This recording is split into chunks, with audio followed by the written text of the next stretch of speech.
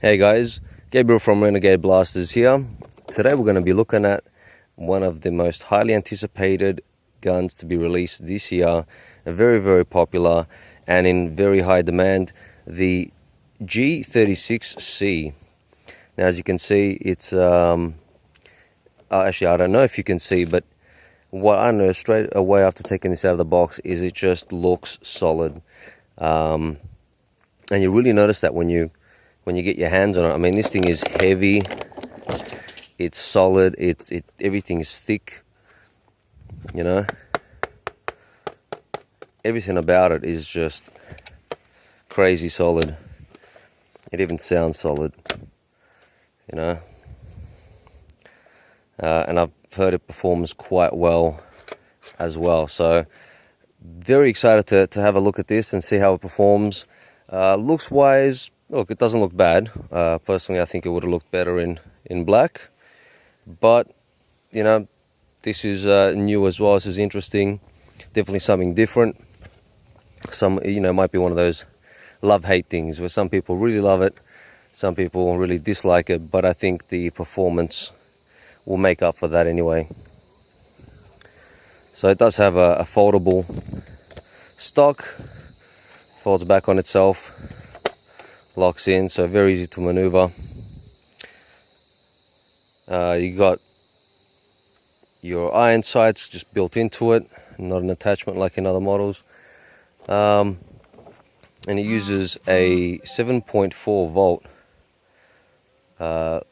lithium battery, I'm pretty sure. But let's see what comes with it before we go any further. So it comes with your battery, your ammo, 10,000 pack, and a smaller pack of some sort, 1,000 pack, your battery charger down there, safety glasses, and your mag, which in this case is actually pretty cool. It's see-through, so you can see your ammo, you know, drop down and get loaded up. So the mechanism get pushed up into the firing chamber. Now, what I have heard is that these will perform really well with a 7.4 LiPo or something around there, similar to this, but as soon as you put a 11 volt, it just can't keep up. So there's something to keep in mind. You might be able to get it working with some modifications, but from what I've seen and heard, they just don't perform. You know, they'll fire too fast for the ammo to be loaded.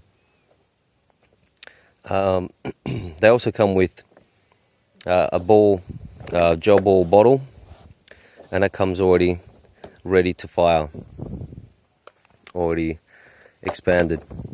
So we'll put this thing together. That slides in nice and easy, unclips nice and easy as well.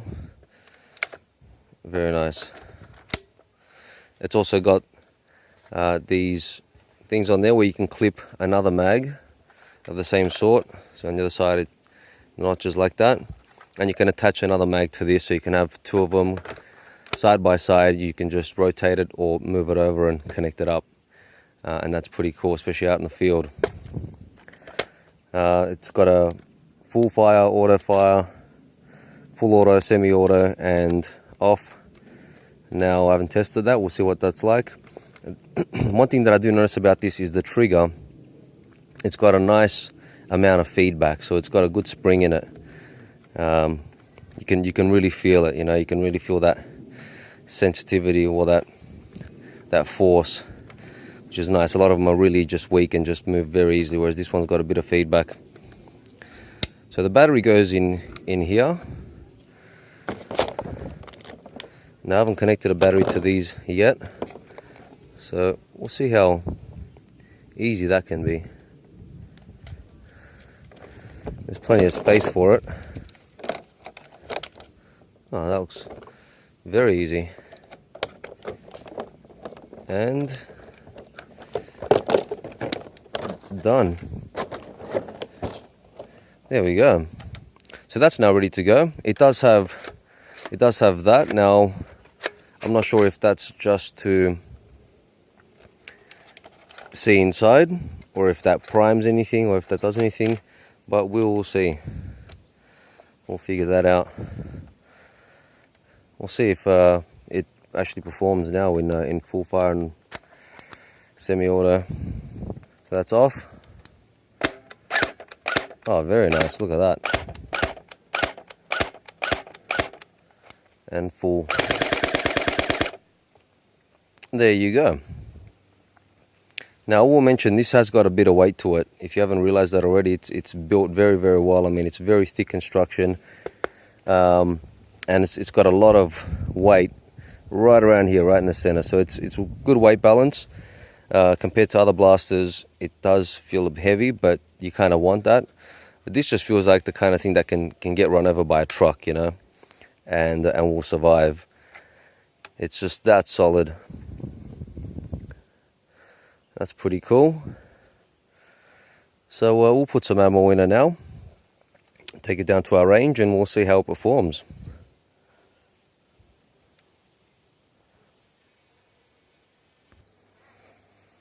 Now to load the ammo in the clip, you got this little slide back part, but that's all it opens, unfortunately. So it's not too big. If you have a proper bottle to fill it up, it wouldn't make it too bad, but in this case you might lose a few. Still not too bad. There we go.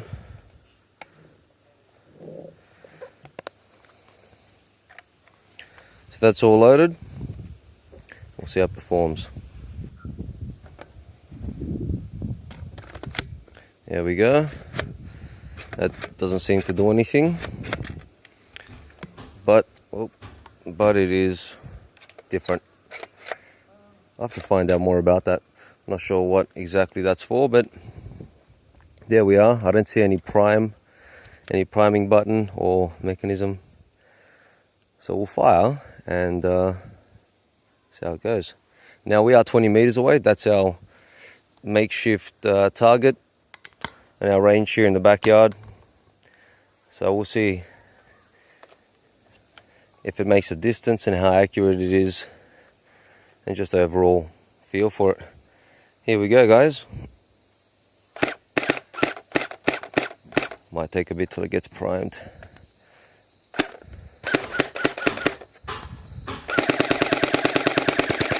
There we go. Well, that fires very nicely.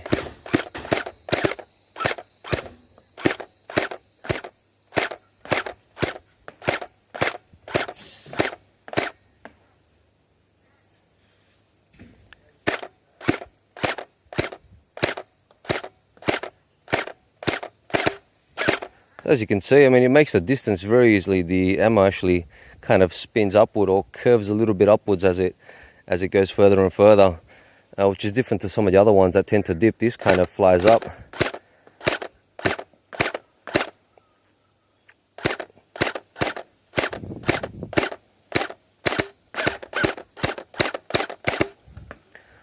So that's cool. Definitely makes the distance. Accuracy is not you know, I mean, it's single fire, so it tends to move a little bit between shots. We'll see how it goes now with full auto.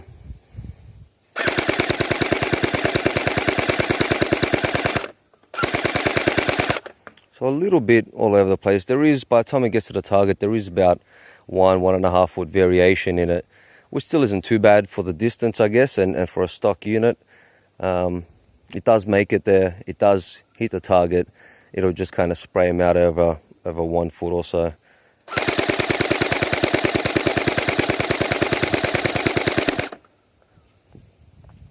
So there you go. I do think that it would perform a lot better with a few minor upgrades, as they usually do. But straight out of the box, I have to say, this thing is a beast. If you like the color scheme and you like the way it looks, this is definitely a one to get. And it's just got so much potential. You can feel that it's got potential right out of the box, and it feels awesome. Bear with me now. We'll just run it through a chronograph and see how it performs FPS wise. One thing that I don't like about this, if I must say, you got this switch here, but you've also got it on the other side, and that kind of gets in the way of your finger a lot if you're if you know you're holding it and you're shooting, that it's kind of rubbing up against your finger there. So not the biggest fan of that, although it might be easy because you can, I mean, you've used your thumb on this side anyway, so I'm not sure what the purpose of that is, but it's neither here nor there. Okay, so here's our chronograph.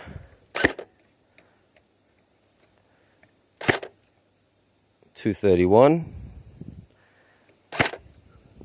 230, 201,